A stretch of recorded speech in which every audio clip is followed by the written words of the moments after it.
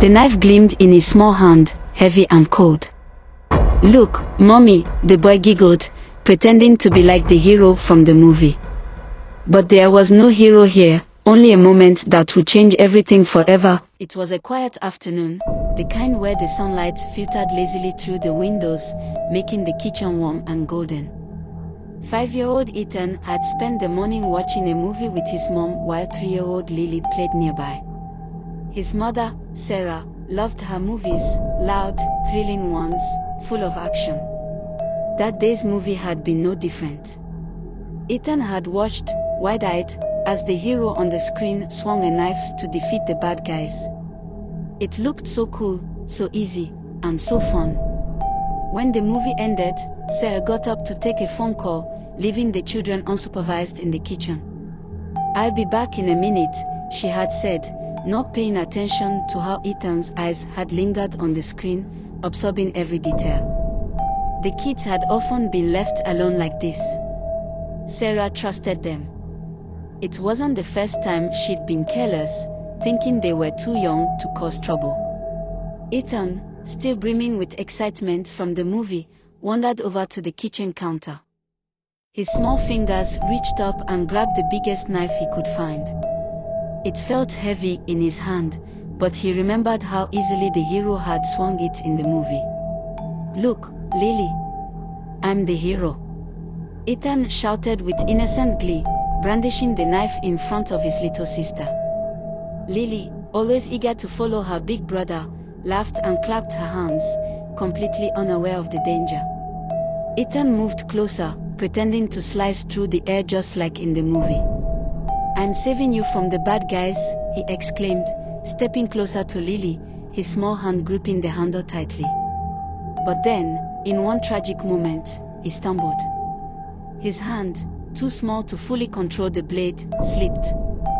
The knife, heavy and sharp, found its way into Lily's side. The giggle stopped. Lily's eyes grew wide with shock as her little hands instinctively reached for the spot where the knife had pierced her. Blood quickly soaked through her tiny shirt, and she crumpled to the floor. Ethan froze, the knife clattering to the ground beside him. He didn't understand, he didn't know what he had done. His mind was still filled with the images from the movie, but there were no heroes here to save them now. "Mommy," he screamed, his voice high-pitched with panic. "Mommy, help!" Sarah, still on the phone in the other room, was too distracted to respond right away. By the time she ran into the kitchen, her heart dropping at the sight before her, it was already too late.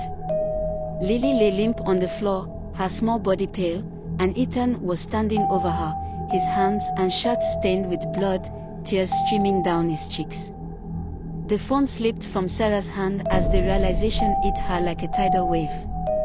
This wasn't a nightmare she could wake up from. It was real.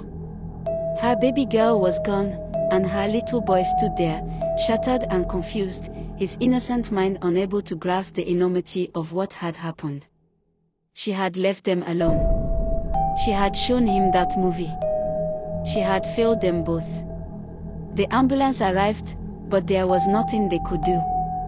Lily was pronounced dead on the scene, and the world that had once been filled with laughter and love was now hollow, haunted by the echoes of a mistake that could never be undone. Ethan sat on the kitchen floor, still crying, calling out for his sister, still not understanding why she wasn't waking up. And Sarah, her heart breaking into a million pieces, knew that it wasn't just one child she had lost that day. She had lost them both. In the days that followed, the house fell into a suffocating silence. The once warm, lively home was now filled with only the quiet sounds of Sarah's sobs and Ethan's confused questions. He still didn't understand why his sister wasn't there, why his mother couldn't look him in the eye anymore. "Where's Lily, Mommy?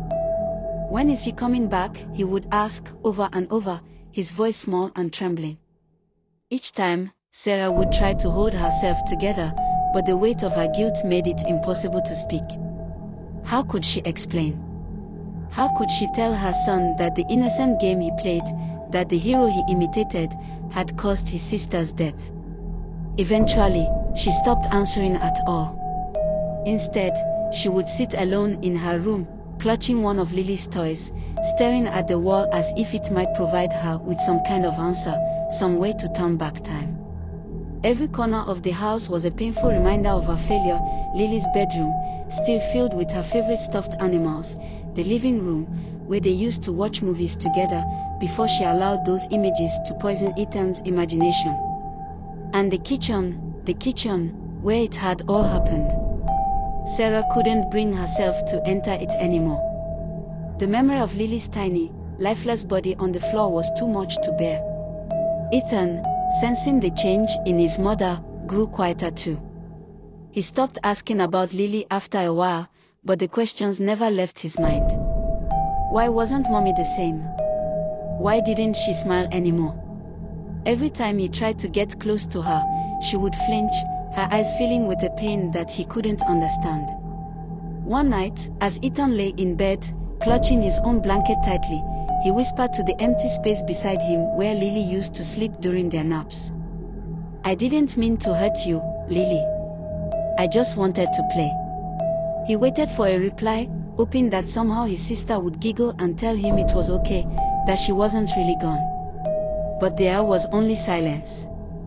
The kind that crawled under his skin and made him feel like the whole world had suddenly grown too big, too scary. He cried quietly, his small body trembling under the weight of a guilt he couldn't even name. For Sarah, every day was a waking nightmare. Friends and family came, offering condolences, bringing food, trying to help in the only ways they knew how. But none of it mattered. None of it could fix what had happened. None of it could bring Lily back. There were whispers behind her back, neighbors wondering how something like this could happen, how a mother could leave two young children alone with something as dangerous as a knife. Some said it was an accident, a tragic mistake. But others weren't so kind. How could she let him watch a movie like that, they murmured. Where was she when it happened? How could she be so careless? Sarah heard them, and the words cut deeper than any knife ever could. She knew they were right. She had been careless. She had been selfish, wrapped up in her own world, thinking the kids would be fine. She hadn't even noticed Ethan's fascination with the movie, hadn't thought twice about leaving them unsupervised in the kitchen. Now, every moment was a reminder of her failure, her negligence. She was their mother, their protector, and she had failed them both. Weeks passed, but nothing got easier. Ethan grew quieter, retreating into himself, his once bright and curious eyes now shadowed by confusion and sorrow. He didn't play with his toys much anymore. They didn't seem fun without Lily there. One day, Sarah found him sitting by the window, his small face pressed against the glass, staring out at the yard where he and Lily used to run around together. "Mommy," he said, his voice soft and uncertain. "Am I a bad boy?" The question hit her like a punch to the gut. She sank to her knees in front of him, her eyes brimming with tears. "No, baby. No, you're not a bad boy," she whispered, pulling him into her arms. "But I made Lily go away," he said, his voice trembling, his tiny body stiff in her embrace. Sarah sobbed into his hair, holding him tightly, her heart breaking all over again. "It wasn't your fault, Ethan. It was never your fault." But deep down, she knew that no matter how many times she said it, it wouldn't change the truth. The truth that she had failed them both. Time moved on, as it always does, but the weight of the tragedy never lifted. Ethan grew older, the memories of that day becoming a shadow that followed him wherever he went. He would carry it with him, an unspoken wound that never fully healed. And Sarah, she lived each day with the unbearable knowledge that her moment of negligence had stolen one life and shattered another. She could never forgive herself, and she knew that Ethan would carry the weight of her mistake for the rest of his life. In the quiet of the house, where once there had been laughter and love, there was now only the haunting memory of a moment that could never be undone.